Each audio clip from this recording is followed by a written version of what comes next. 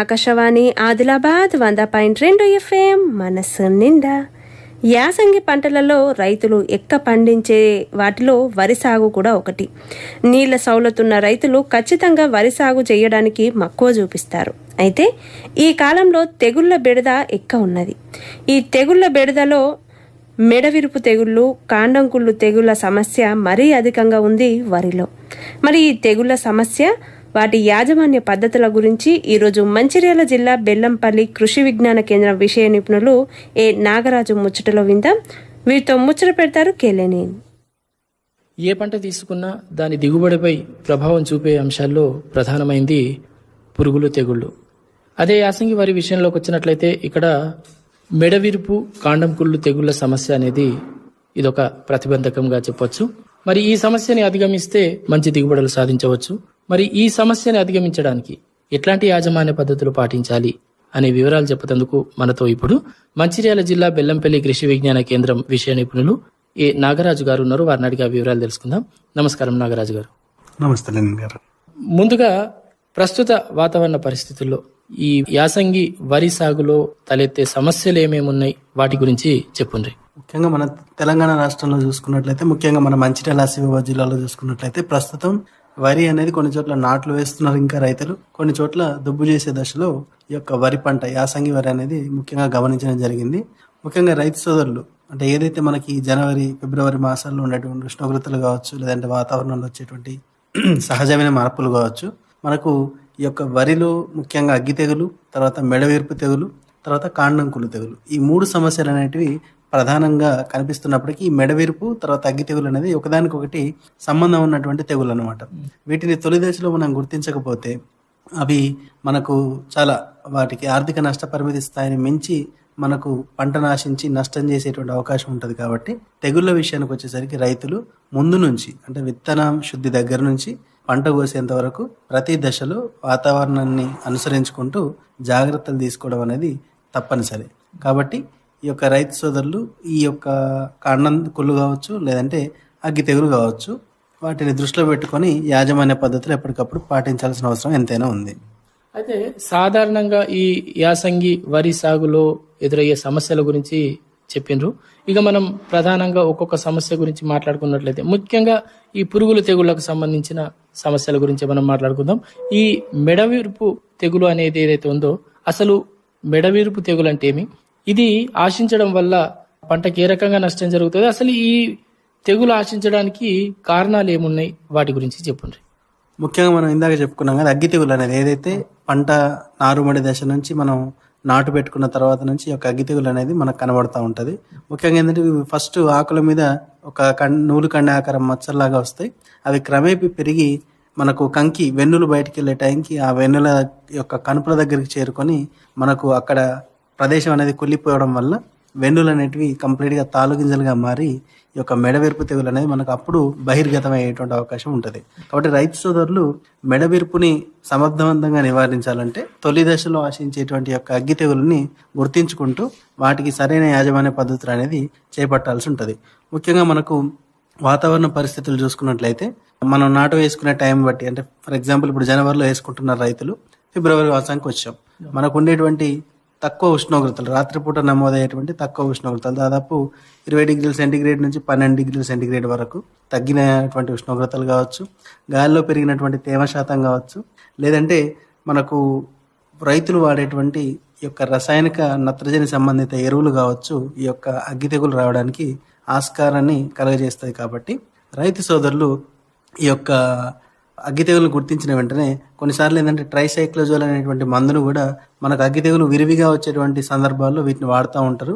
దాన్ని క్రమేపీ సంవత్సరం తర్వాత సంవత్సరం లేకుండా మార్చకుండా అదే మందును తక్కువ ధరకు దొరుకుతుందని చెప్పేసి దాన్నే వాడడం వల్ల కూడా ఈ యొక్క తెగులు కలగజేసేటువంటి శిలీంధ్రం అది యొక్క నిరోధక శక్తిని పెంపొందించుకొని ఈ యొక్క తెగుల్ని మనం అదుపు చేయడానికి చాలా కష్టపడాల్సి వస్తున్నది. కాబట్టి రైతు సోదరులు తొలి దశలో గనక తెగుల్ని గుర్తించి జాగ్రత్తలు తీసుకోవడం అనేది ఈ యొక్క అగ్గి తెగులు యాజమాన్యంలో ముఖ్యమైనటువంటి పద్ధతి.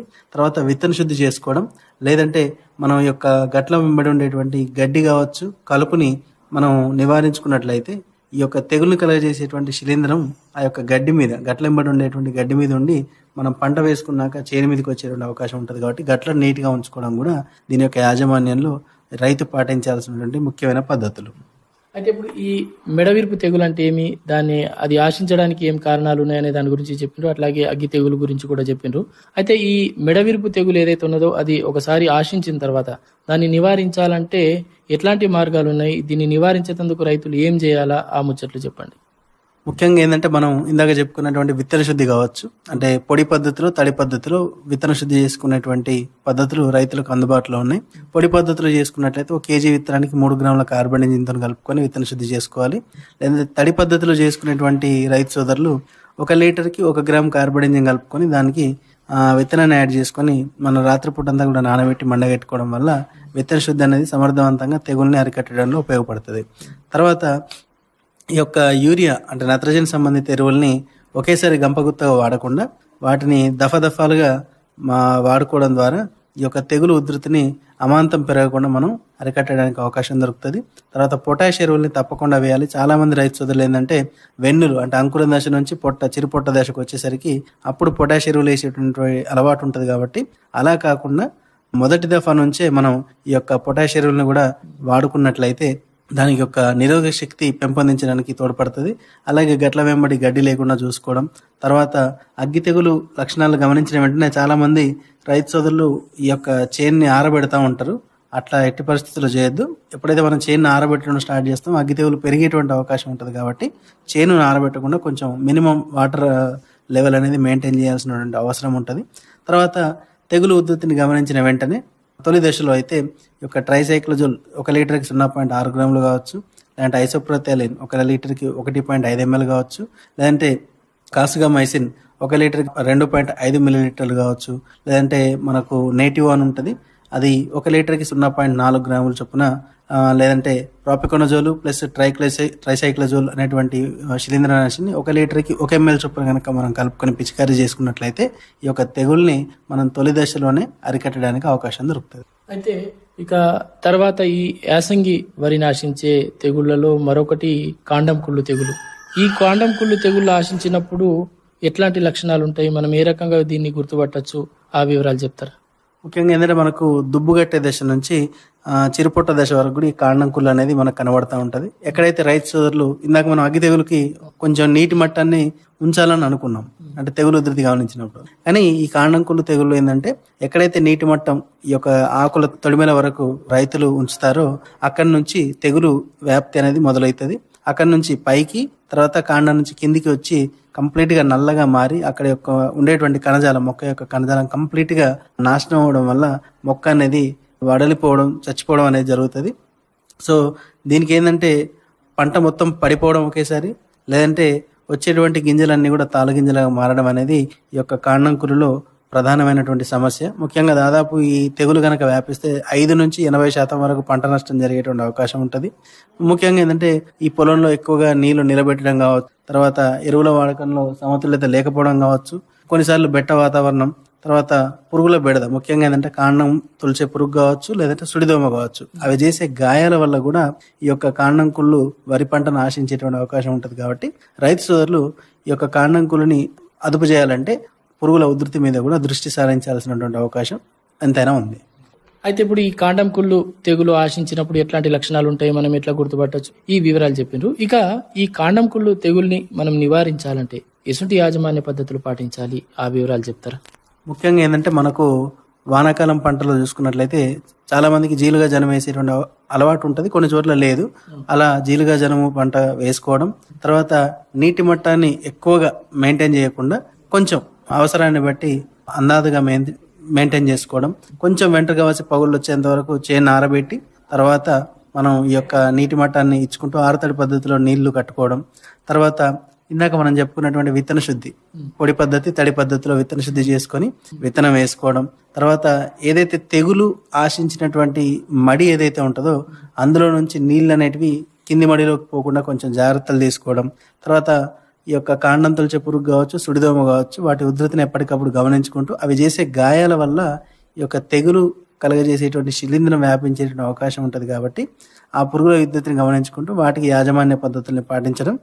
తర్వాత మనం తెగులు లక్షణాలు గమనించిన వెంటనే 1 లీటర్కి 2 ml హెక్సాకొనజోల్ కావచ్చు, లేదంటే వ్యాలిడమైసిన్ 1 ml కావచ్చు, లేదంటే ప్రొపికొనజోల్ 1 ml చొప్పున మనం గనక ఇలాంటి శిలీంద్రనాశుల్ని మార్చి ఒక 10 నుంచి 15 రోజుల వ్యవధిలో 2 సార్లు కనుక పిచికారీ చేసుకున్నట్లయితే ఈ యొక్క కాండం కుళ్ళు నుంచి బయటపడేటువంటి అవకాశం ఉంటుంది.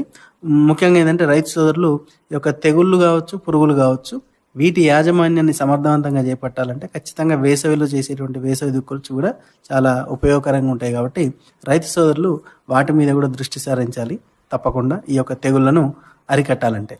చాలా సంతోషం నాగరాజు గారు. ముఖ్యంగా యాసంగి వరిలో ఆశించే మెడవిరుపు, కాండంకుళ్ళు తెగుల సమస్యను గురించి, వాటి లక్షణాలను గురించి, ఆ సమస్య తలెత్తినప్పుడు దాని నివారణకు ఎటువంటి యాజమాన్య పద్ధతులు పాటించాలి అనే దాని గురించి సవివరంగా తెలియజేసిండ్రు.